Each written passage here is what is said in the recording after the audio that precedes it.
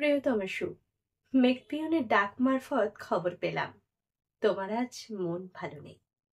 সেই থেকে আমার উৎসুক মন তোমার খবর নিতে মাধ্যম খুঁজে বেড়াচ্ছে। শেষমেশ আমি ডাক হরকরার ডাকযোগে তোমায় পত্র দিলাম। মন খারাপের কারণ জানতে চাই না তোমার। আমি জানি মন খারাপ অজানা কারণেই বেশি হয়। তুমি যে দূরত্বে বসে মায়ার কষ্টে ভুগছো, সে আমি এখান থেকেই বুঝতে পারছি। আচ্ছা, মায়ার পিছনে কত ছুটবে তুমি আর? অবশ্য মানুষ মৃত মায়ার শোক কাটিয়ে উঠে নিশ্চিন্ত, কিন্তু জীবিত মায়া বড্ড পোড়ায়। মায়ার ছায়া আলগা করতে না পেরে অন্তর পুড়েছে তোমার অনবরত।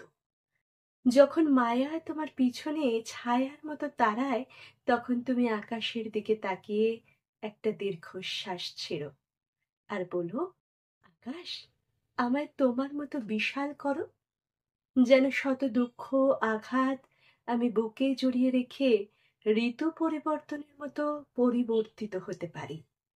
তুমি পাহাড়ের কাছে গিয়ে বলো তোমার মনকে সবুজ বনানী করে দিতে, যেন পাখির শব্দের মতো সারাক্ষণ কিচির মিচির করে সুখ। তুমি সমুদ্রকে বলো তার মতো ঢেউ দিতে তোমার মনে, কলকল গর্জনে যেন হৃৎকুল ভেঙে নতুন চর করে। তুমি আর নিজেকে ভেঙো না, মায়া কাটিয়ে মুক্ত বাতাস হও, অন্তত নিজের জন্য বাঁচো। ফিরতি পত্রে তোমার উচ্ছলতার শব্দের আওয়াজ যেন পাই। ভালো থেকো, নিজ বলয়। ইতি দূরদেশিনী।